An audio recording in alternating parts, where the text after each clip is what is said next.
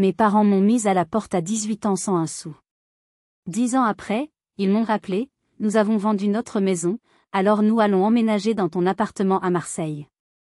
Quand j'ai refusé, ma mère a ricané, alors, on va tout simplement débarquer. Le lendemain, ils sont arrivés avec leurs valises et sont restés pétrifiés en découvrant la personne qui leur ouvrait la porte.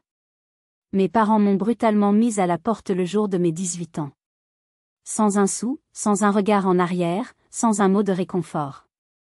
La porte s'est refermée sur mon passé, sur mon enfance, et m'a laissé seule face à un avenir terrifiant. Pendant 10 longues années, j'ai lutté. J'ai connu la faim, le froid, la solitude la plus totale. Mais j'ai survécu.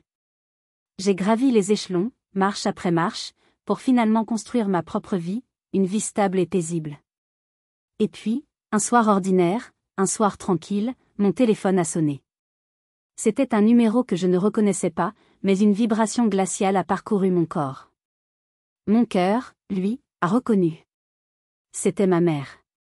Sa voix, mielleuse et faussement affectueuse, a prononcé une phrase qui a fait trembler les fondations de mon univers si durement construit. Nous avons vendu la maison, alors nous allons emménager dans ton appartement à Marseille. Ce n'était pas une question, c'était une affirmation. Quand j'ai refusé, un refus balbutié mais ferme, elle a ricané. Ce rire condescendant qui avait ponctué toute mon enfance, a résonné à mon oreille. Alors, on va tout simplement débarquer. Le lendemain, ils étaient là. Devant ma porte. Avec leurs valises, leur arrogance intacte, leur air de propriétaire. Mais la personne qui leur a ouvert la porte n'était pas celle qu'ils attendaient. Le choc sur leur visage, leur stupeur muette, a été le premier acte d'une confrontation que je n'oublierai jamais. Avant de vous plonger dans les détails de cette histoire folle, une histoire de manipulation, de harcèlement moral, de résilience et de confrontation finale, j'aimerais créer un petit lien avec vous qui m'écoutez. Je suis toujours profondément touchée de voir jusqu'où mes récits voyagent. Alors, si le cœur vous en dit, dites-moi dans les commentaires depuis quelle ville, quelle région ou quel pays vous suivez cette histoire en ce moment. Dites-moi aussi quelle heure il est chez vous. J'adore lire chacun de vos messages, imaginez les lieux différents où mes mots prennent vie. C'est une façon pour nous de nous connecter, de partager ce moment ensemble, peu importe les kilomètres qui nous séparent. Votre présence, même virtuelle, compte énormément pour moi. Maintenant que vous êtes, je l'espère, confortablement installé, permettez-moi de rembobiner le fil du temps. Laissez-moi vous ramener 10 ans en arrière, à ce jour fatidique, le jour de mes 18 ans. Le jour où mon innocence est morte et où ma véritable vie a commencé. Mon 18e anniversaire. Dans l'esprit de la plupart des jeunes filles, ce jour est synonyme de fête, de gâteaux, de cadeaux, du passage symbolique à l'âge adulte entouré de l'amour de sa famille. Pour moi, il n'y a rien eu de tout ça. Le salon, habituellement si impeccable et froid, était étrangement silencieux. Il n'y avait pas de ballon, pas de guirlande. Juste 2 valises usées, les miennes, posées près de la porte d'entrée comme des objets encombrants dont on veut se débarrasser. Mon père, Gérard, un homme dont la stature imposante et le silence pesant avaient toujours rempli la maison d'une tension invisible, se tenait les bras croisés. Son visage était une forteresse impénétrable, ses yeux ne me voyaient même pas. Il regardait un point au-dessus de mon épaule, comme si j'étais déjà partie. Ma mère, Martine, se tenait légèrement en retrait, une posture qu'elle avait perfectionnée au fil des années. Sur son visage, il n'y avait ni tristesse, ni regret. Juste un mélange étrange et dérangeant de pitié feinte et de satisfaction cruelle. C'était le regard d'une personne qui, après des années de ressentiment contenu, savourait enfin son pouvoir. Je me souviens d'un flash, un souvenir d'enfance. J'avais 8 ans, j'étais tombée de vélo et je m'étais écorché le genou. En pleurant, j'avais couru vers elle. Elle m'avait regardé, non pas avec compassion, mais avec une sorte d'agacement. « Arrête de pleurer pour rien », avait-elle dit. La douleur, ça forge le caractère. Déjà à l'époque, sa froideur m'avait plus blessée que la chute elle-même. Ce jour-là, son regard était le même, mais amplifié par la gravité du moment. « Élise, tu es majeure maintenant », a commencé mon père d'une voix monocorde, une voix qui ne tolérait aucune discussion, aucune supplication. « Il est temps que tu apprennes ce qu'est la vraie vie. Le monde ne te fera pas de cadeau. J'ai cherché désespérément un signe de soutien dans le regard de ma mère. Une étincelle d'amour maternel, un murmure de protestation. Mais ses yeux m'ont balayé, froid et distant, comme si j'étais une employée qu'on licenciait. Ton père a raison, ma chérie, a-t-elle ajouté d'un ton faussement doux qui me glaçait le sang. C'est pour ton bien. Considérez ça comme une leçon de vie. La meilleure des leçons. Une leçon de vie. Ils appelaient ça une leçon de vie. Me jeter à la rue, à quelques mois seulement du baccalauréat, sans économie, sans permis de conduire, sans personne vers qui me tourner. Mon monde, déjà si fragile et solitaire, s'est effondré en l'espace de ces quelques phrases. Mon père, sans un mot de plus, a ouvert la porte d'entrée et a jeté mes valises sur le trottoir. Le bruit sourd du plastique heurtant le béton froid résonne encore dans ma mémoire comme un coup de feu. C'était le son de ma vie qui se brisait, le son de mon expulsion. Vous ne pouvez pas faire ça, j'ai balbutié, les larmes brouillant ma vue, le froid du mois de mars me saisissant. Je viens de le faire, a-t-il répondu, impassible. Et il a refermé la porte. Le clic de la serrure a été le point final de mon enfance. Cette nuit-là, je l'ai passée dans un foyer pour jeunes. L'odeur de désinfectant et de désespoir imprégnait les murs. J'étais terrifiée, entourée de visages marqués par des histoires encore plus dures que la mienne. Les jours suivants ont été un brouillard de survie. J'ai trouvé un petit travail de serveuse dans un café bruyant près du Vieux-Port, un endroit où les touristes et les habitués se mélangeaient. Les maigres pourboires me permettaient de manger un repas par jour, souvent un simple sandwich avalé à la hâte. Je dormais sur les canapés de quelques amis du lycée, me sentant toujours comme un fardeau, changeant d'endroit toutes les quelques nuits pour ne pas abuser de leur hospitalité. Pendant ce temps, je savais qu'ils continuaient leur vie confortable dans leur belle maison d'Aix-en-Provence, organisant des dîners, partant en week-end, ne se souciant pas un instant de savoir si leur fille unique était vivante ou morte. Leur silence était plus assourdissant que n'importe quel cri. 10 années se sont écoulées. 10 années de silence radio. Un silence que j'avais d'abord subi comme une torture, puis que j'avais fini par chérir comme une bénédiction. Ce silence m'avait permis de me reconstruire, loin de leur influence toxique. J'avais appris à ne compter que sur moi-même. J'avais cumulé les petits boulots, suivi des cours du soir en gestion, gravi patiemment les échelons. Chaque euro économisé était une petite victoire, chaque facture payée à temps était une revanche silencieuse. Et puis, j'avais réussi. J'avais obtenu un bon poste dans une entreprise de transport maritime, un travail que j'aimais, qui me donnait une stabilité et une fierté que je n'avais jamais connues. Le plus beau jour de ma vie d'adulte, plus encore que le jour de mon diplôme, a été celui où j'ai signé l'acte de propriété de mon propre appartement. Un petit 2 pièces niché dans les rues pittoresques du quartier du Panier, à Marseille. Ce n'était pas grand, ce n'était pas luxueux, mais chaque recoin, chaque meuble, chaque plante verte représentait des heures de travail acharné. C'était mon sanctuaire. Mon havre de paix. Mon royaume. Ce mardi soir-là, tout était calme. La brise marine entrait doucement par la fenêtre ouverte. Je lisais sur mon canapé, mon adorable charou, Caramel, ronronnant paisiblement à côté de moi. La vie était simple, tranquille, et pour la première fois, je me sentais profondément heureuse. C'est à ce moment précis que mon téléphone a vibré. Un numéro inconnu. D'habitude, je ne réponds pas. Mais une force étrange, une sorte de pressentiment glacial, m'a poussé à le faire. Allô, ai-je murmuré, une boule d'angoisse se formant déjà dans ma gorge. Un silence. Puis, cette voix. Une voix que mon corps a reconnue avant même mon esprit. Une voix mielleuse, presque sirupeuse, qui n'avait pas changé d'un iota. Élise, ma chérie? C'est maman. J'ai senti mes muscles se raidir. Caramel a dû sentir ma tension, car il a levé la tête et m'a regardé avec ses grands yeux verts interrogateurs. Je suis restée silencieuse, refusant de lui donner la satisfaction d'une réponse émotive. Qu'est-ce que tu veux, Martine, ai-je demandé, utilisant son prénom pour marquer une distance, une frontière qu'elle n'avait plus le droit de franchir.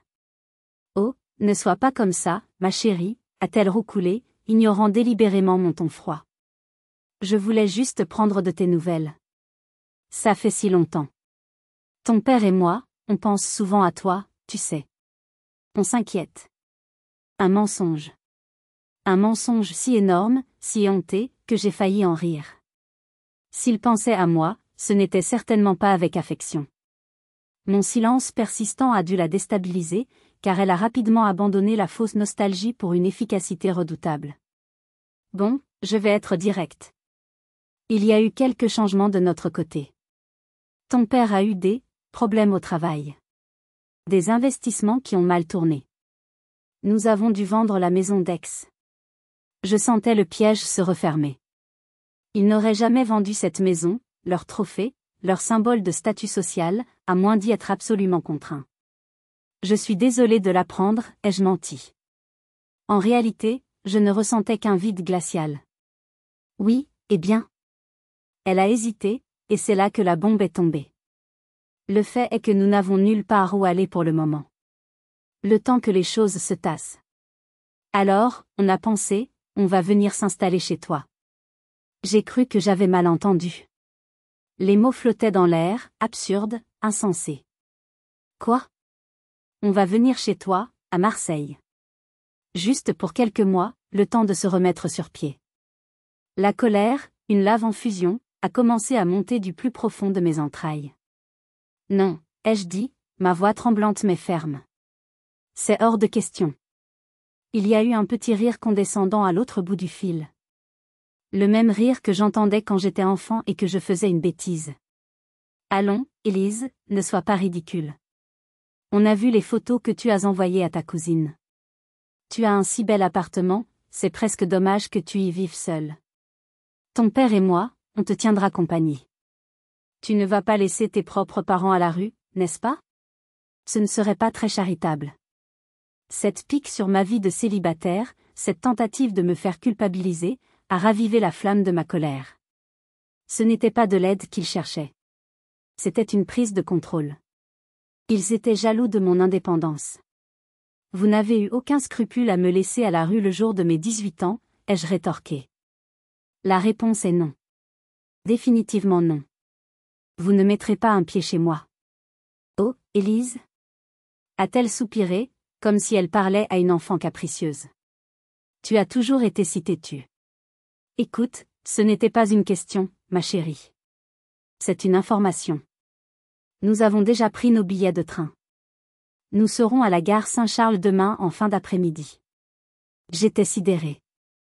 L'audace. L'arrogance. Ne venez pas, ai-je prévenu, la voix glaciale. Je ne vous ouvrirai pas la porte. On verra bien, a-t-elle dit, et dans sa voix, j'ai entendu un défi. Après tout, nous sommes ta famille. Et elle a raccroché, me laissant dans un silence assourdissant, le cœur battant à tout rompre. Ce n'était pas une demande d'aide. C'était une déclaration de guerre, et il comptait bien envahir mon territoire. La nuit a été un enfer. Le sommeil m'a fui. J'ai fait les 100 pas dans mon salon, mon sanctuaire qui me semblait soudain si vulnérable. Chaque recoin, chaque objet que j'avais choisi avec soin, me paraissait menacé. La panique et la fureur se livraient une bataille acharnée en moi. J'imaginais les pires scénarios. Les voyais débarquer, forcer la porte, ameuter le voisinage en criant que leur fille indigne les laissait à la rue. Je les connaissais. L'humiliation publique était leur arme de prédilection, une arme qu'ils maniaient avec une expertise cruelle. Ils savaient que j'étais une personne discrète, que je détestais les conflits, et ils comptaient bien en jouer. Je me sentais piégée, impuissante. J'ai envisagé de changer les serrures dès la première heure le lendemain matin, mais je savais que cela ne ferait que retarder l'inévitable et provoquer une scène encore plus violente sur mon palier. J'ai pensé appeler la police, mais que leur dire? Mes parents veulent venir habiter chez moi et je ne veux pas? On m'aurait probablement ri au nez, me conseillant de « régler ça en famille ». Cette expression, « en famille », me donnait la nausée. Ma famille était la source du problème, pas la solution. Et puis, au milieu de la nuit, alors que j'étais assise dans le noir, le désespoir menaçant de m'engloutir, une idée a germé. Une idée folle, un pari audacieux. Un nom m'est revenu en mémoire, celui d'une personne que je n'avais pas vue depuis des années, mais dont je me souvenais de la force de caractère et de la franchise. J'ai cherché son numéro dans les tréfonds de mon répertoire. Mon doigt a tremblé en appuyant sur la touche « Appeler ». La sonnerie a retenti une fois, 2 fois. J'allais raccrocher, pensant que c'était une idée stupide, quand une voix endormie mais claire a répondu. J'ai parlé vite, expliquant la situation dans un murmure angoissé. À l'autre bout du fil, il y a eu un silence, puis un simple « N'aie pas peur. Je m'en occupe. N'ouvre à personne d'autre. » Le lendemain, l'angoisse était palpable. Au travail, j'étais incapable de me concentrer. J'ai quitté le bureau plus tôt, le cœur battant à tout rompre. Vers 17h, la sonnette a retenti, stridente et impatiente. Le son a traversé l'appartement comme un coup de pistolet. J'ai sursauté. Mon cœur cognait si fort dans ma poitrine que j'avais l'impression qu'il allait exploser. J'ai marché jusqu'à la porte sur la pointe des pieds, le souffle court. J'ai regardé par le Judas, m'attendant à voir leur visage, un mélange de triomphe et d'impatience. Mais la personne sur mon palier n'était pas celle que j'attendais. C'était une femme d'une 50aine d'années, les cheveux poivre et celles coupées court, un regard franc et direct qui ne laissait place à aucune ambiguïté. Ma tante Isabelle, la sœur cadette de ma mère. J'ai ouvert la porte, complètement stupéfaite. Tante Isabelle ? Mais comment ? Elle m'a prise dans ses bras sans un mot.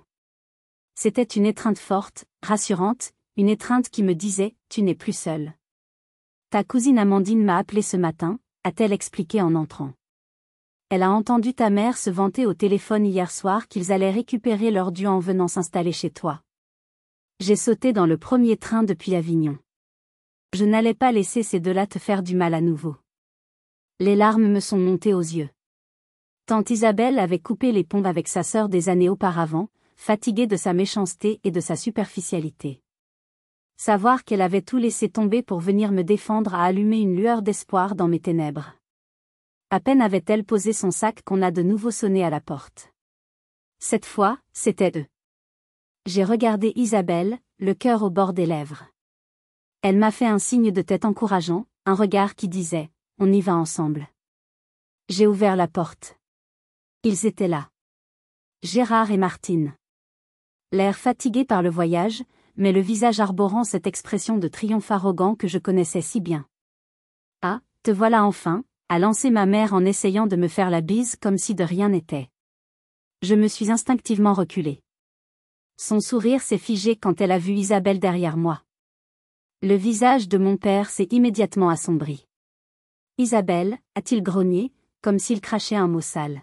« Qu'est-ce que tu fais là ? » « Je suis venue m'assurer que vous ne terrorisiez pas ma nièce », a répondu ma tante d'une voix calme mais tranchante comme une lame.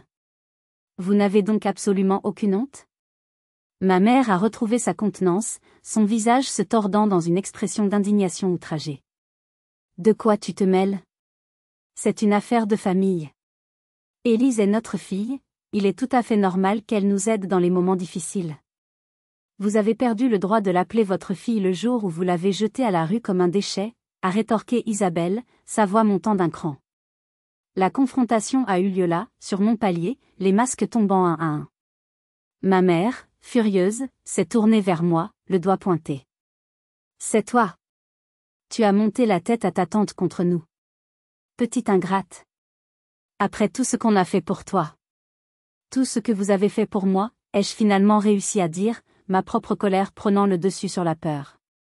Vous m'avez abandonnée. Pendant 10 ans, vous ne vous êtes pas soucié de savoir si j'étais vivante ou morte. Et maintenant que vous êtes ruinée, vous débarquez comme si de rien n'était. Ne nous parle pas sur ce ton, a hurlé mon père, sa voix résonnant dans la cage d'escalier. Un voisin a ouvert sa porte, intrigué. Ma mère lui a lancé un regard noir et il l'a refermé aussitôt. Écoutez-moi bien tous les deux, a dit Isabelle, reprenant le contrôle. Vous n'entrerez pas dans cet appartement. Faites demi-tour et laissez-la tranquille. Si vous insistez, j'appelle la police pour tentative de violation de domicile. L'idée d'une humiliation publique devant les forces de l'ordre était trop pour mon père. Il a blêmi et a attrapé le bras de ma mère. Laisse tomber, Martine, on s'en va. Mais avant de partir, ma mère s'est tournée vers moi, son visage déformé par une haine pure. Tu le regretteras, Élise, a-t-elle sifflé, chaque mot chargé de venin. Vous deux, vous le regretterez. Et je vous pose la question, Si vous étiez à ma place, qu'auriez-vous fait? Auriez-vous cédé pour éviter les ennuis ou vous seriez-vous battu comme moi?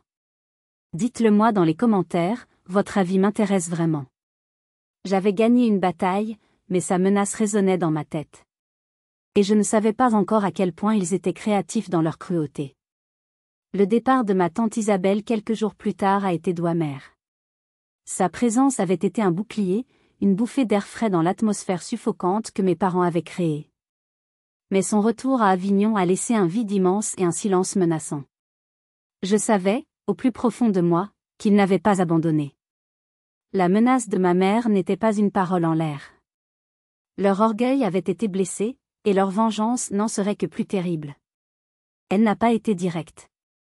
Elle a été insidieuse, sournoise, comme un poison lent qui s'infiltre dans toutes les facettes de votre vie. Ils ont commencé à tisser une toile de mensonges autour de moi, une toile conçue pour m'isoler et me discréditer. La première attaque est venue de ma propre famille. Mon téléphone s'est mis à sonner sans cesse. Des oncles, des tantes, des cousins que je n'avais pas vus depuis des années, et avec qui je n'avais que des liens ténus. Le discours était toujours le même, un script qu'on aurait dit appris par cœur. Élise, nous sommes tellement déçus. Comment peux-tu faire ça à tes parents? Ils t'ont tout donné. Après tous les sacrifices qu'ils ont faits. Tu es devenue une personne sans cœur, égoïste. Ma mère avait fait son travail de sape. Elle les avait appelés un par un, en larmes, leur racontant une version entièrement fabriquée de l'histoire. Une histoire où j'étais la méchante, la fille riche et ingrate qui vivait dans le luxe à Marseille et qui avait renié ses pauvres parents dans le besoin. J'ai essayé de me défendre au début, d'expliquer la vérité sur mon expulsion, sur les 10 années de silence. Mais mes paroles se heurtaient à un mur d'incompréhension et de jugement. La vérité est que la famille, surtout celle qu'on voit peu, préfère souvent croire une histoire simple et dramatique plutôt qu'une réalité complexe et douloureuse. C'était plus facile de me diaboliser que de remettre en question l'image qu'ils avaient de mon père et de ma mère. J'ai fini par arrêter de répondre. Chaque appel était un coup de poignard, une nouvelle trahison. Puis, l'attaque est devenue plus personnelle, plus vicieuse, et a utilisé les armes de notre époque. Un matin, ma meilleure amie et collègue, Sophie, est venue me voir à mon bureau, l'air visiblement contrarié. « Élise, il faut que je te montre quelque chose. » Ne t'énerve pas, elle m'a tendu son téléphone. Je ne comprenais pas. C'était une page de profil Facebook. Avec mon nom. Et une photo de moi datant de plusieurs années. Mais ce n'était pas mon compte. Le mien était privé, et je ne publiais presque jamais. J'ai commencé à faire défiler les publications, et mon sang s'est glacé. C'était un tissu de mensonges et de haine. Il y avait des statuts où je me plaignais de mon travail de manière vulgaire, insultant mes collègues et même mon patron. D'autres où je critiquais violemment des amis en commun, révélant de faux secrets intimes et blessants. Mais le pire, le plus humiliant, c'étaient les photos. Des photos de moi adolescente, des photos peu flatteuses, avec l'appareil dentaire, l'acné, les tenues ridicules, des photos qu'ils étaient les seuls à posséder, sorties de vieux albums de famille. Chaque photo était accompagnée de légendes humiliantes sur mon poids, mes goûts, ma timidité de l'époque. Ils essayaient de me détruire socialement, de m'isoler, de me faire passer pour une personne instable, méchante et indigne de confiance. Je me suis sentie violée, exposée, comme si on m'avait mise à nu devant le monde entier. J'ai vu des commentaires de membres de ma famille sous les publications. « Pauvre petite fille riche, la vie est dure, n'est-ce pas, ou c'est bien fait pour toi. Tu n'as que ce que tu mérites. » La douleur était physique, une crampe dans l'estomac. « Ce n'est pas toi, Élise, » m'a dit Sophie en posant une main sur mon épaule, sa voix douce mais ferme. N'importe qui te connaissant un minimum sait que c'est faux. C'est le reflet de leur propre noirceur, de leur propre misère.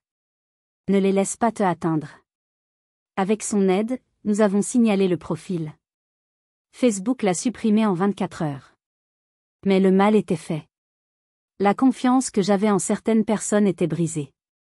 Je me sentais sale, comme si une partie de leur venin s'était infiltrée en moi et que je ne pourrais jamais m'en débarrasser complètement. Je ne me doutais pas que ce n'était qu'un avant-goût. Ils avaient tenté de détruire ma réputation. Leur prochaine cible était bien plus concrète, mon gagne-pain. Si vous êtes arrivé jusqu'ici, laissez un commentaire pour nous dire ce que vous auriez fait à la place d'OP. Vous pouvez aussi écrire simplement le chiffre 1 pour montrer que vous suivez encore. Et dites-nous, vous regardez cette histoire depuis quelle région ou quel pays? Quelques jours seulement après l'incident du faux profil, alors que je tentais de panser mes plaies et de retrouver un semblant de normalité, j'ai été convoqué dans le bureau de mon patron, Monsieur Fournier. D'habitude, nos échanges étaient cordiaux et professionnels. Mais ce jour-là, en entrant dans son bureau, j'ai tout de suite senti que quelque chose n'allait pas. Il y avait une tension dans l'air, et son expression, habituellement ouverte et souriante, était grave. Mon estomac s'est noué. Je me suis immédiatement dit, ça y est. Ils ont réussi. Je vais perdre mon travail. Il m'a fait signe de m'asseoir, un geste las. Il a attendu que la porte se referme, puis a joint ses mains sur son bureau, me fixant avec un regard que je n'arrivais pas à déchiffrer. C'était un mélange de compassion et d'embarras. Élise, je dois vous parler de quelque chose de très délicat, a-t-il commencé, et mon cœur a commencé à battre la chamade. J'ai reçu un appel hier soir. Sur ma ligne personnelle. C'était votre mère. J'ai senti le sang quitter mon visage. La panique m'a saisi, une vague froide qui menaçait de me submerger. Qu'est-ce qu'elle vous a dit? Ai-je demandé d'une voix blanche, à peine audible. Monsieur Fournier a soupiré, un soupir lourd de lassitude. Elle m'a raconté une histoire très troublante, Élise. Une histoire très bien construite. Elle a pleuré. Elle a dit qu'elle était une mère très inquiète pour la santé mentale de sa fille. Elle a parlé de vous comme d'une personne instable, sujette à des crises de paranoïa, et a insinué que je ne devrais pas vous faire confiance avec des responsabilités importantes, surtout celles impliquant des clients ou des finances. Elle a même eu l'audace de dire que vous pourriez être un danger pour l'entreprise, que vous pourriez craquer à tout moment. J'étais anéantie. C'était pire que tout ce que j'avais imaginé. Toucher à ma vie privée était une chose. Tenter de détruire ma carrière, la seule chose que j'avais construite de mes propres mains, la source de ma stabilité et de ma fierté, c'était d'une cruauté sans nom. Les larmes de rage et d'humiliation que j'avais réussi à contenir jusqu'à présent me sont montées aux yeux. Je n'ai pas pu les retenir. Ce n'est pas vrai, j'ai sangloté, la honte me brûlant les joues. C'est un tissu de mensonges. C'est ma mère qui est instable. Ils essaient de me détruire parce que j'ai refusé de les héberger. Ils me harcèlent depuis des semaines, c'est un cauchemar. Monsieur Fournier m'a tendu une boîte de mouchoirs qui se trouvait sur son bureau. Son regard n'était pas accusateur. Il était plein de compassion, mais aussi d'une certaine inquiétude professionnelle, ce que je pouvais comprendre. Élise, écoutez-moi. S'il vous plaît, calmez-vous. Je vous connais depuis 5 ans. Je connais la qualité de votre travail, votre rigueur, votre intégrité.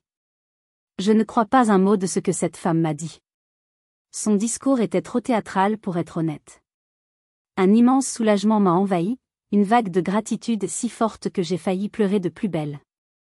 Mais il a continué, et son ton est devenu plus sérieux, plus pragmatique. Cependant, en tant que directeur de cette entreprise, je dois être franc avec vous.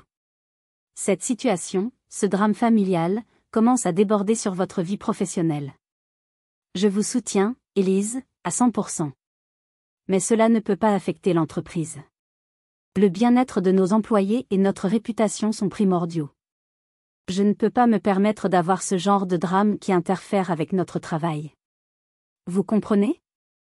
J'ai hoché la tête, incapable de parler. Vous devez régler cela, et vite, a-t-il conclu. Si vous avez besoin de prendre un jour ou deux pour consulter un avocat, pour mettre les choses au clair, faites-le. L'entreprise vous soutient, et je suis prêt à rédiger une attestation sur l'honneur pour vous si nécessaire, pour témoigner de votre professionnalisme. Mais trouvez une solution. Une solution définitive. Ces mots étaient un mélange étrange de soutien et de pression. Il avait raison. Ce n'était plus seulement mon problème. C'était devenu le sien, celui de l'entreprise.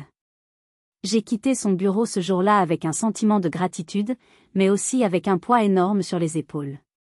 La corde se resserrait. Je n'étais plus seulement en train de me battre pour ma paix, mais aussi pour ma carrière, pour ma survie économique. La pression était immense. Je portais désormais le poids de mon passé et la pression de mon avenir professionnel sur mes épaules. En rentrant ce soir-là, je ne savais pas que j'allais faire face à la pire violation de toutes. Ce soir-là, je suis rentrée du travail complètement vidée, l'esprit embrouillé par la conversation avec mon patron. La pression qu'il m'avait mise, même avec bienveillance, résonnait en moi. Trouver une solution définitive. Mais comment ? Comment trouver une solution face à des gens qui n'ont aucune limite, aucune morale ? En arrivant devant la porte de mon appartement, j'ai eu un mauvais pressentiment. Un frisson a parcouru mon échine, une alarme silencieuse qui s'est déclenchée dans mon cerveau. C'était diffus, une sorte de sixième sens, une sensation que l'air autour de moi avait changé. J'ai mis la clé dans la serrure, et mon cœur a manqué un battement. La clé a tourné dans le vide. La porte n'était pas verrouillée. Je me suis figée, la main sur la poignée. Je l'avais pourtant fermée à double tour le matin même. C'était un rituel, un automatisme gravé en moi. Je vérifiais toujours 2 fois. La panique m'a saisie, glaciale et paralysante. Pour une femme vivant seule, une porte déverrouillée n'est pas un oubli. C'est une menace. C'est la violation de l'unique endroit au monde où l'on est censé se sentir en sécurité. Mon sanctuaire n'était plus un sanctuaire. C'était une scène de crime potentiel. Mon souffle s'est bloqué dans ma poitrine. 1000 scénarios horribles ont défilé dans ma tête. Était-il à l'intérieur ? M'attendait-il dans le noir ? J'ai sorti mon téléphone, prête à appeler la police. Mais une autre pensée, encore plus terrifiante, m'a frappée. Caramel. Mon chat. Caramel, ai-je appelé ? Ma voix un murmure tremblant qui s'est perdu dans le silence du couloir. Aucune réponse. D'habitude, mon petit chat m'accueillait en miaulant et en se frottant contre mes jambes dès qu'il entendait le bruit de mes clés. Ce silence était la pire des réponses. Poussé par une peur panique pour lui, j'ai poussé la porte doucement. L'appartement était silencieux, sombre. J'ai allumé la lumière. Tout semblait à sa place. Pas de désordre, pas de tiroirs ouverts. Rien de volé. Mais l'atmosphère était lourde, viciée. Je pouvais presque sentir leur présence, une odeur de méchanceté qui flottait dans l'air. C'était comme si une présence malveillante avait souillé mon espace, mon intimité. Caramel, ai-je appelé plus fort, mon angoisse montant en flèche à chaque seconde de silence. J'ai cherché partout, frénétiquement. Dans le salon, sous le canapé, dans la cuisine. Rien. J'ai couru dans la chambre, j'ai regardé sous le lit, dans les placards. Il avait disparu. Mon esprit a commencé à imaginer le pire. L'avait-il emmené ? Lui avait-il fait du mal ? Et puis, alors que je retournais dans le salon, le cœur au bord des lèvres, je l'ai vu. Posé bien en évidence sur la table basse, une feuille de papier blanc pliée en 2. Ce n'était pas mon papier. Mes mains tremblaient si fort que j'ai eu du mal à la déplier. Mon sang s'est glacé en lisant les quelques mots qui y étaient inscrits, en lettres capitales et maladroites, comme pour déguiser une écriture. Un si joli chat. Ce serait dommage qu'il se perde près du port. Le souffle s'est coupé dans ma poitrine. Ce n'était pas un cambriolage. C'était un message.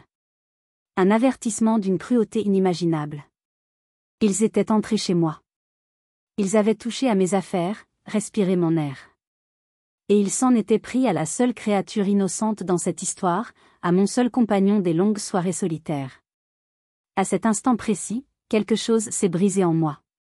La peur, la tristesse, le désespoir, tout a disparu, remplacé par une rage froide, pure, presque métallique. J'ai attrapé mon téléphone, non pas pour appeler la police, mais pour allumer la lampe de poche. C'est à ce moment-là que j'ai entendu un miaulement faible, presque imperceptible, un son étouffé. Il venait de l'extérieur. J'ai couru sur mon petit balcon qui donnait sur la cour intérieure de l'immeuble. J'ai regardé en bas, scrutant l'obscurité. Et je l'ai vu. Accroupi sous un buisson, une petite boule de poils rousses, tremblant de tous ses membres. Il ne l'avait pas enlevé. Il l'avait juste jeté dehors, par la fenêtre de la cuisine, dans un environnement inconnu et terrifiant pour un chat d'appartement. J'ai dévalé les escaliers 4 à 4. Quand je l'ai enfin pris dans mes bras, il s'est blotti contre moi, son petit corps secoué de spasmes, son cœur battant aussi vite que le mien. En le remontant chez moi, en le serrant contre moi comme s'il était la chose la plus précieuse au monde, j'ai éclaté en sanglots. Des larmes de soulagement, de colère, de dégoût. C'était l'acte de trop. Celui qui a transformé la victime effrayée en une femme déterminée à se battre jusqu'au bout. Cette nuit-là, la peur a cédé la place à une rage froide. J'ai commandé des caméras de sécurité en ligne. 2 pour l'intérieur, 1 pour le palier. Je n'étais plus une proie. J'étais une chasseresse. J'ai reçu les caméras de sécurité 2 jours plus tard. L'installation est devenue mon obsession du week-end. J'ai passé des heures à lire les manuels, à tirer des câbles discrets, à positionner les objectifs pour qu'aucun angle mort ne subsiste. Une caméra dans le salon, pointée vers la porte d'entrée. Une autre dans le couloir. Et la plus importante, celle du Judas, qui filmait mon palier en continu. La petite lumière rouge de l'enregistrement est devenue ma sentinelle, mon œil vigilant qui ne dormait jamais. Pour la première fois depuis des semaines, j'ai ressenti un semblant de contrôle. Ce n'était pas encore la paix, mais c'était une arme.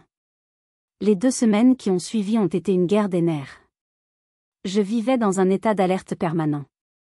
Au travail, je gardais l'application de sécurité ouverte sur mon téléphone, jetant des coups d'œil compulsifs entre 2 dossiers. Chaque notification me faisait sursauter. La plupart du temps, ce n'était qu'une fausse alerte, un changement de lumière, une ombre. Je voyais mon appartement vide et silencieux, avec Caramel dormant paisiblement sur un rayon de soleil. C'était à la fois rassurant et angoissant. L'attente était une torture. Pendant ce temps, j'ai pris mon premier rendez-vous avec Maître Valois, un avocat spécialisé en droit de la famille. C'était un homme calme et posé qui m'a écouté attentivement, sans jamais me juger, pendant que je déballais tout, l'expulsion, le harcèlement, les mensonges, l'intrusion. Il a pris des notes, le visage grave. Ce que vos parents font s'appelle du harcèlement moral, mademoiselle, m'a-t-il dit. Le problème, comme toujours, c'est la preuve. Pour l'instant, c'est votre parole contre la leur. Ces caméras pourraient tout changer. Cette phrase a renforcé ma conviction que j'avais pris la bonne décision. Et puis, un jeudi après-midi, le piège s'est refermé. J'étais en pleine réunion, présentant un bilan trimestriel à mon équipe. Mon téléphone, en mode vibreur dans ma poche, s'est mis à trembler. Une notification de l'application de sécurité, mouvement détecté, porte d'entrée. Mon cœur s'est arrêté. J'ai tenté de rester calme, de continuer ma présentation, mais ma voix s'est mise à trembler. Mes mains sont devenues moites. J'ai discrètement sorti mon téléphone sous la table de réunion. J'ai ouvert l'application, le souffle coupé. Et je les ai vus. En direct. En haute définition. Sur mon palier. Mes parents. Mais ils n'étaient pas seuls. Un homme se tenait avec eux, une grosse boîte à outils à la main. Un serrurier. Ma mère lui parlait avec de grands gestes théâtraux, le visage déformé par une fausse tristesse, jouant la comédie de la mère inquiète qui n'arrivait pas à joindre sa fille et qui avait perdu ses clés. Mon père se tenait derrière, les bras croisés, l'air impatient et autoritaire. J'ai compris leur plan avec une clarté effroyable. Ils allaient faire changer la serrure, entrer, et une fois à l'intérieur, il serait presque impossible de les déloger légalement sans une longue et coûteuse procédure. La rage a submergé la peur. Pas cette fois. Cette fois, je les aurais. J'ai bredouillé une excuse incohérente à mes collègues et j'ai quitté la salle de réunion en courant, sous leurs regards interloqués. Je me suis enfermé dans les toilettes et j'ai fait 2 choses simultanément, mes doigts tremblants d'adrénaline. D'une main, j'ai composé le 17. D'une voix basse mais urgente, j'ai expliqué la situation, il y a une tentative d'effraction en cours à mon domicile. Les intrus essaient de faire changer la serrure par un serrurier. J'ai des images en direct. J'ai donné mon adresse, mon nom. L'opérateur, sentant l'urgence, m'a assuré qu'une patrouille était en route. De l'autre main, j'ai activé la fonction haut-parleur de ma caméra de palier. Ceci est une propriété privée. Partez immédiatement ou la police sera appelée. Vous êtes en train de commettre un délit. Ma voix, métallique et déformée, a retenti dans le couloir. Sur mon écran, j'ai vu le serrurier sursauter et faire un bond en arrière, lâchant presque sa caisse à outils. Ma mère s'est tournée vers la caméra, l'air furieux, puis a fait un geste rassurant au serrurier. Ne l'écoutez pas, c'est notre fille, elle a des problèmes psychologiques. C'est notre maison, elle nous a enfermés dehors. Mon père s'est approché de l'homme, menaçant. Faites votre travail. On vous paie pour ça, a-t-il aboyé. Le serrurier hésitait, visiblement mal à l'aise, regardant tour à tour mes parents et la caméra. C'est à ce moment précis que 2 policiers sont sortis de l'ascenseur au bout du couloir. La scène qui a suivi était surréaliste. Le serrurier a levé les mains en l'air comme un criminel. Je vous jure, ils m'ont dit qu'ils étaient les propriétaires. J'ai rien fait. Mon père a essayé de les embobiner avec son air d'homme respectable. Ma mère a commencé à pleurer sur commande, des larmes de crocodile coulant sur ses joues. Mais les policiers sont restés de marbre. L'un d'eux parlait dans sa radio, confirmant mon identité et mon appel. Puis, j'ai vu l'incroyable. J'ai vu les policiers sortir les menottes. Ma mère s'est mise à hurler, des cris stridents, théâtraux.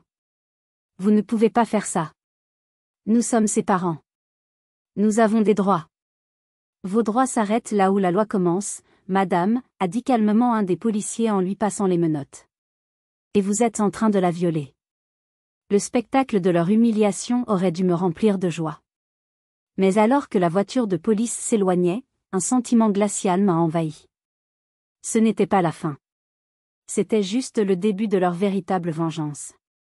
Après l'épisode des menottes, il y a eu une période de calme étrange. Un silence de mort.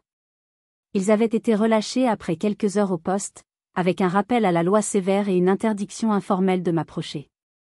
J'ai dû poser un jour de congé pour aller faire ma déposition, fournir les enregistrements vidéo, expliquer encore et encore la situation à des policiers qui, bien que professionnels, semblaient considérer cela comme un simple drame familial. Une partie de moi, la petite fille naïve qui sommeillait encore au fond de mon cœur, a commencé à espérer stupidement qu'ils avaient enfin compris. Que l'humiliation publique, la confrontation avec la loi, les avait effrayés. Quelle erreur! Je sous-estimais leur capacité de nuisance et leur orgueil démesuré. L'autre partie de moi, la femme que 10 ans de lutte avait forgée, savait que ce silence était le calme avant la tempête. Ils n'allaient pas pardonner. Ils allaient se venger. Et cette attente était une torture psychologique. Chaque jour, je me réveillais avec une boule au ventre, me demandant quelle forme prendrait leur prochaine attaque. Chaque nuit, je faisais des cauchemars où ils parvenaient à entrer, où ils me pourchassaient dans mon propre appartement. L'épuisement nerveux a commencé à me ronger de l'intérieur. J'étais devenue une ombre. Au travail, j'avais du mal à me concentrer, je faisais des erreurs d'inattention. J'ai commencé à éviter mes amis, n'ayant ni l'énergie ni l'envie de leur expliquer la folie qui était devenue ma vie. Je me sentais seule, complètement seule face à une menace invisible mais omniprésente. La forteresse que j'avais construite autour de moi, ma carrière, mes amitiés, ma tranquillité d'esprit, commençait à se fissurer de l'intérieur. Un soir, après une énième nuit blanche passée à fixer le plafond, j'ai craqué. Je me suis assise par terre dans mon salon, dans le noir, la tête entre les mains, et j'ai fait ce que je n'avais pas fait depuis des années, j'ai pleuré. J'ai pleuré pour la petite fille de 18 ans abandonnée sur le trottoir. J'ai pleuré pour la jeune femme qui avait dû se battre pour chaque miette de bonheur. J'ai pleuré pour la femme de 28 ans que j'étais devenue, une femme épuisée, au bord du gouffre. Dans un geste de désespoir, j'ai attrapé mon téléphone et j'ai appelé la seule personne qui pouvait comprendre. Ma tante Isabelle. Elle a décroché à la première sonnerie, comme si elle sentait mon appel à l'aide. Je n'ai même pas dit bonjour. Les mots sont sortis dans un torrent de larmes et de sanglots incohérents. Je n'en peux plus, tante Isabelle. Je n'en peux plus. Je suis tellement fatiguée de me battre. Je n'ai plus de force. Je lui ai tout raconté, la pression au travail, la peur constante qui me rongeait, le sentiment d'être piégée. Et puis, j'ai avoué la pensée honteuse, la petite voix insidieuse qui me murmurait à l'oreille depuis des jours. Et s'ils avaient raison, ai-je murmuré, la voix brisée par la honte. Si j'étais vraiment une mauvaise fille? Une fille égoïste et sans cœur? Après tout, ce sont mes parents. Peut-être que je devrais juste leur donner de l'argent, leur louer un petit studio quelque part, n'importe où, pour qu'ils me laissent tranquille, pour acheter la paix. Le silence à l'autre bout du fil était pesant. J'ai cru l'avoir déçu. Puis, sa voix, ferme mais douce, a traversé le téléphone comme une bouée de sauvetage. Élise, écoute-moi bien. Ne les laisse jamais, jamais te faire douter de qui tu es. Tu n'es pas une mauvaise fille. Tu es une survivante.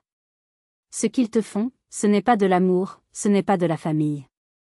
C'est de l'abus, de la manipulation pure et simple. Céder ne les arrêtera pas. Ça leur montrera juste que leur harcèlement fonctionne, que tu as un point de rupture. Ils prendront ton argent et exigeront plus. Tu es plus forte que ça. Tu as survécu à bien pire. Elle a continué à me parler pendant près d'1 heure, me rappelant mon courage, ma résilience, tout le chemin que j'avais parcouru. Elle ne m'a pas jugée pour ma faiblesse. Elle l'a accueillie, l'a comprise. Cet appel m'a sauvée du gouffre. Il n'a pas fait disparaître la douleur, mais il a rallumé la petite flamme de combativité en moi. Il m'a rappelé pour qui je me battais, pas contre eux, mais pour moi. Pour la paix que je méritais, une paix véritable, pas une paix achetée au prix de ma dignité. Et ma nouvelle détermination est arrivée juste à temps pour leur prochaine attaque, la plus insidieuse de toutes. Leur nouvelle stratégie était diabolique. Puisqu'ils ne pouvaient plus m'atteindre physiquement sans risquer une nouvelle arrestation, ils ont décidé de m'attaquer par une autre voie, la bureaucratie. Ils allaient utiliser le poids et la lenteur de l'administration française pour me noyer, m'épuiser psychologiquement et financièrement, jusqu'à ce que je cède. La première attaque est venue sous la forme d'une visite inattendue qui m'a glacé le sang. Un après-midi, en rentrant du travail, j'ai trouvé 2 personnes qui m'attendaient devant ma porte. Un homme et une femme, habillés sobrement, des porte-documents à la main. Mademoiselle Élise Martin ? Nous sommes des services sociaux de la ville de Marseille. Le sol s'est dérobé sous mes pieds. Les services sociaux ? Pourquoi ? Je n'ai pas d'enfant. Ma vie était parfaitement en ordre. J'ai immédiatement compris. C'était eux. C'était leur nouvelle arme. J'ai dû les faire entrer dans mon appartement, mon sanctuaire une fois de plus violé, cette fois par des représentants de l'État. La honte me montait au visage. Ils m'ont expliqué avoir reçu un signalement anonyme très alarmant, concernant ma grande détresse psychologique, mon isolement, et le fait que je pourrais être un danger pour moi-même. Chaque mot était un coup de poignard. Ils essayaient de me faire passer pour folle. J'ai pris une grande inspiration et j'ai refusé de m'effondrer. Je les ai regardés droit dans les yeux et j'ai tout raconté. Tout. L'expulsion, les 10 ans de silence, le harcèlement, la tentative d'effraction, l'incident avec mon chat. J'ai parlé calmement, factuellement. J'ai même proposé de leur montrer les enregistrements de mes caméras. Heureusement, ils étaient professionnels et expérimentés. J'ai vu dans leurs yeux qu'ils avaient l'habitude de gérer des situations familiales complexes et toxiques.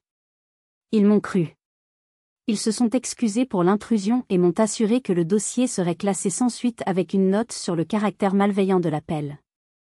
Mais l'humiliation de devoir me justifier, de devoir prouver ma propre santé mentale, était profonde. Quelques semaines plus tard, la 2e attaque est arrivée par courrier. Une lettre à l'entête intimidant du Centre des finances publiques. Mes parents avaient récidivé, envoyant un autre courrier anonyme au fisc, m'accusant cette fois de fraude fiscale, de revenus non déclarés provenant de prétendus travaux au noir sur Internet. Un contrôle fiscal a été déclenché. J'ai dû passer des soirées et des week-ends entiers à fouiller dans de vieilles boîtes, à rassembler des relevés de comptes, des fiches de paie, des factures des 10 dernières années pour prouver ma bonne foi. C'était un cauchemar administratif, une épreuve de patience et de résistance conçue pour me briser. Et puis, le coup de grâce. Une lettre recommandée d'un cabinet d'avocats. Ils me poursuivaient en justice. Le motif ? Rupture de l'obligation alimentaire entre ascendants et descendants.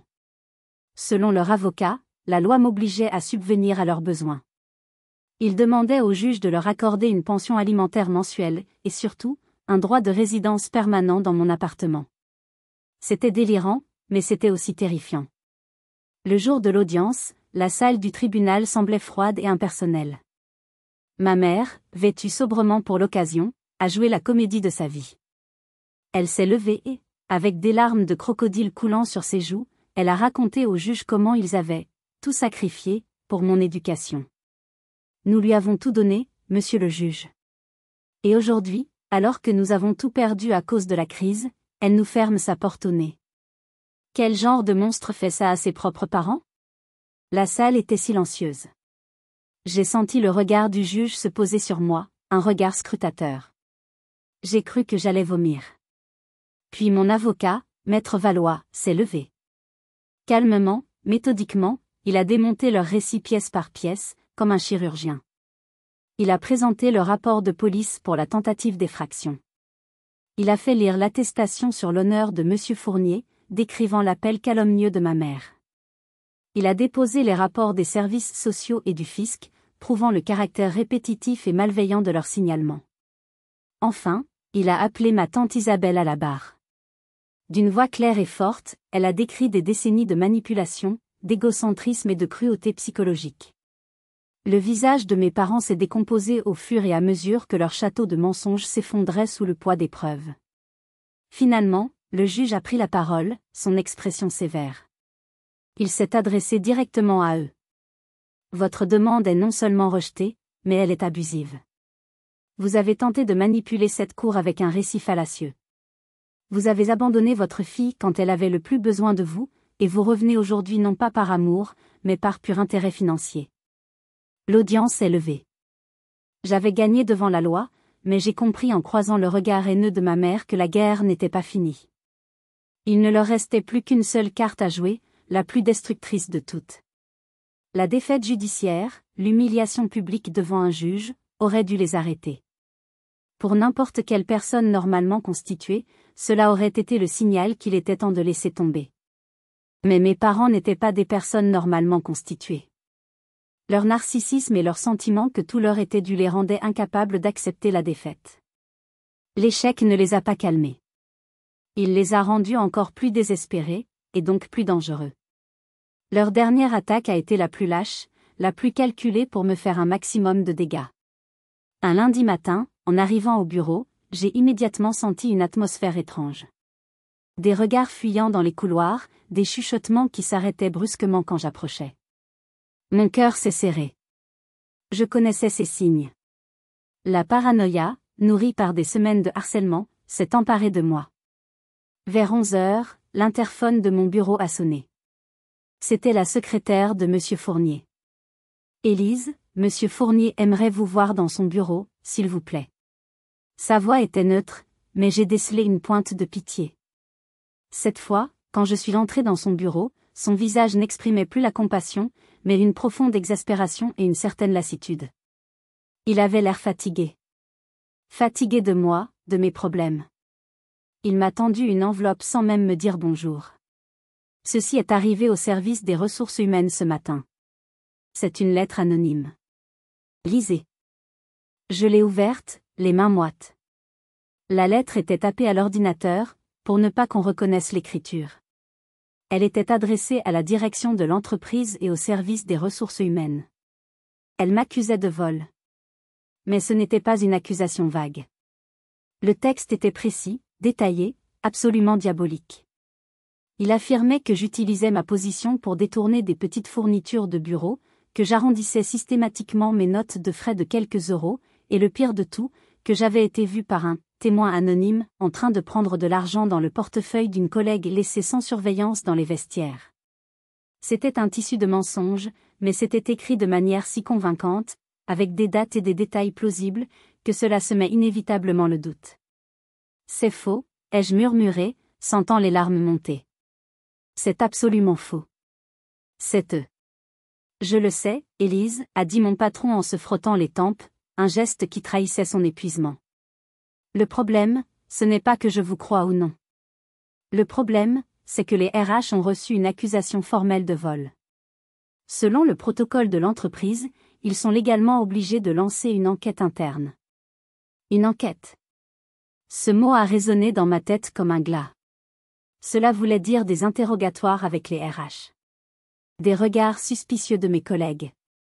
Ma réputation, que j'avais mis 10 ans à construire, allait être traînée dans la boue. Même si j'étais innocentée, et je le serais, la tâche, le doute, resterait.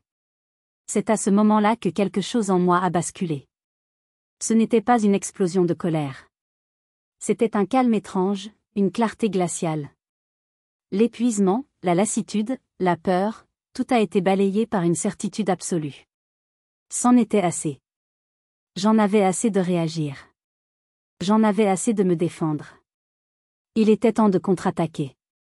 Il était temps de mettre un terme à cette guerre, une bonne fois pour toutes, et selon mes propres conditions.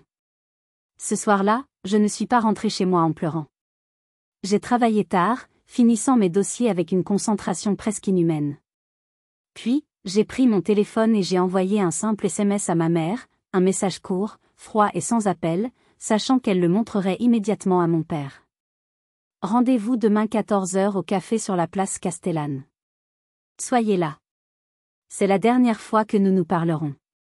Si vous ne venez pas, mon avocat déposera plainte pour harcèlement, diffamation et dénonciation calomnieuse dès le lendemain. La lettre que vous avez envoyée à mon travail est la preuve de trop. C'était un ultimatum. Je n'avais pas peur de leur réponse. Je n'avais plus peur de rien. J'ai posé mon téléphone, et pour la première fois depuis des mois, j'ai ressenti une étrange sensation de paix. La paix de celui qui a touché le fond et qui n'a plus rien à perdre. Je leur ai laissé le choix, la paix ou la guerre totale. Puis, j'ai tourné les talons sans attendre leur réponse. Les 48 heures qui ont suivi ont été les plus longues de ma vie. Le lendemain, je suis arrivée au café sur la place Castellane 10 minutes en avance. J'ai choisi une table au fond, dans un coin tranquille, d'où je pouvais observer l'entrée. Je n'étais pas nerveuse. J'étais froide, déterminée. J'avais passé une partie de la nuit à relire tous les documents, toutes les preuves que j'avais accumulées. J'étais prête. J'ai commandé un café et j'ai attendu, le cœur battant, non pas de peur, mais d'une étrange anticipation.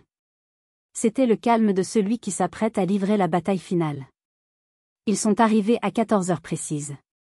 Ils avaient dû débattre toute la nuit, peser le pour et le contre, et leur curiosité, mêlée à la peur d'une nouvelle action en justice, avait été plus forte que leur orgueil.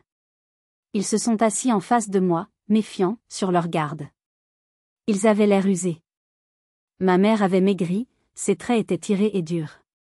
Mon père, autrefois si imposant, semblait voûté, diminué par les échecs et le ressentiment. « Qu'est-ce que tu veux encore » a attaqué ma mère sans même un bonjour, sa voix agressive pour masquer son inquiétude. J'ai pris une gorgée de mon café, lentement. J'ai posé ma tasse, sans un bruit. Je les ai regardés droit dans les yeux, l'un après l'autre, sans ciller. « Je veux que ça s'arrête », ai-je dit d'une voix posée, dénuée de toute émotion. Tout. Les appels, les mensonges, les lettres anonymes, les visites, les signalements. Tout. Ma mère a eu un ricanement méprisant. « Et pourquoi on ferait ça ? Tu nous dois bien ça après nous avoir humiliés au tribunal. »« Je ne vous dois rien, » ai-je répondu, ma voix tranchante. « Absolument rien. C'est vous qui avez une dette envers la société. » J'ai sorti de mon sac la grande enveloppe Kraft que mon avocat avait préparée la veille. Je l'ai posée sur la table, entre nous. J'ai passé la matinée avec mon avocat. J'ai tout ce qu'il faut ici pour vous envoyer en prison. C'était un bluff, bien sûr. Une plainte ne les enverrait pas directement en prison. Mais dans leur état de paranoïa, je savais que le mot « prison » aurait un impact. Et j'avais raison. J'ai vu une lueur de panique dans les yeux de mon père. La plainte pour la tentative d'effraction, ai-je énuméré froidement. Avec le témoignage du serrurier et les enregistrements vidéo. La plainte pour la cruauté envers mon chat, avec la note que vous avez laissée comme preuve. La plainte pour le faux signalement aux services sociaux, qui est un délit. Et la nouvelle plainte, la plus grave, pour la diffamation et les fausses accusations de vol auprès de mon employeur, ce qui s'appelle une dénonciation calomnieuse. Mon avocat estime qu'avec tout ça, vous risquez non seulement une très grosse amende que vous ne pourrez pas payer, mais aussi une peine de prison avec sursis, qui pourrait devenir ferme si vous recommencez la moindre chose. Je les ai laissés digérer l'information. Le silence s'est installé, lourd.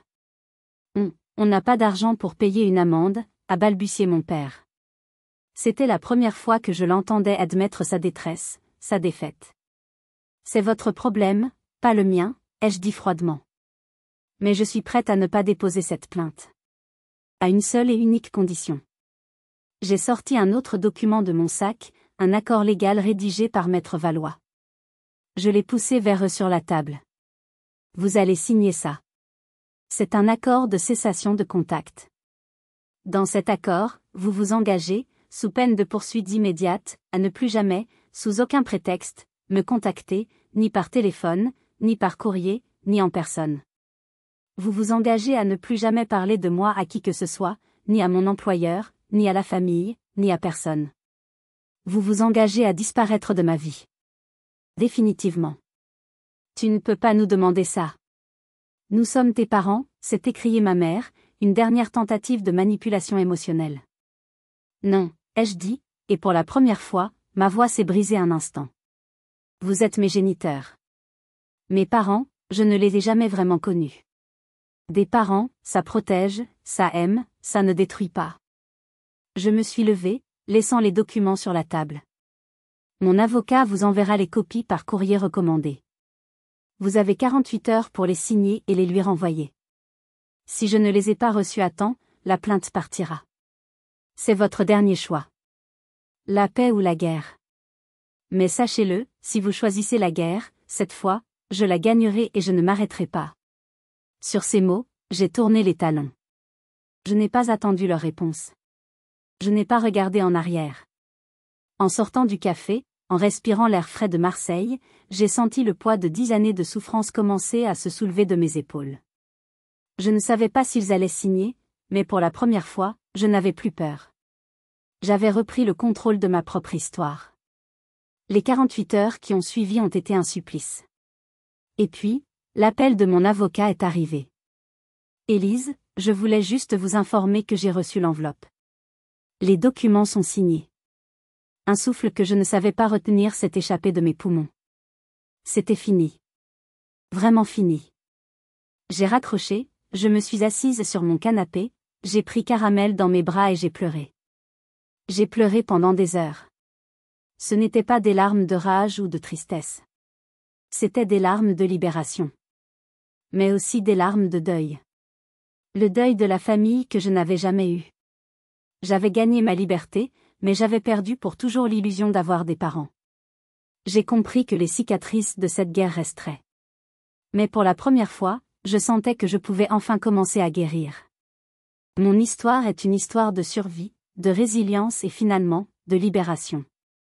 J'ai dû apprendre à la dure, dans la douleur et les larmes, que les liens du sang ne garantissent pas l'amour et ne justifient pas la souffrance. Le sang ne fait pas la famille. La loyauté, le respect, la gentillesse, le soutien inconditionnel, voilà ce qui fait une famille.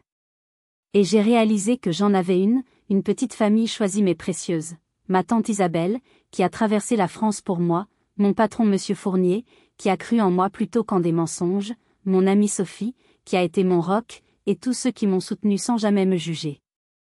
C'était ça, ma vraie famille.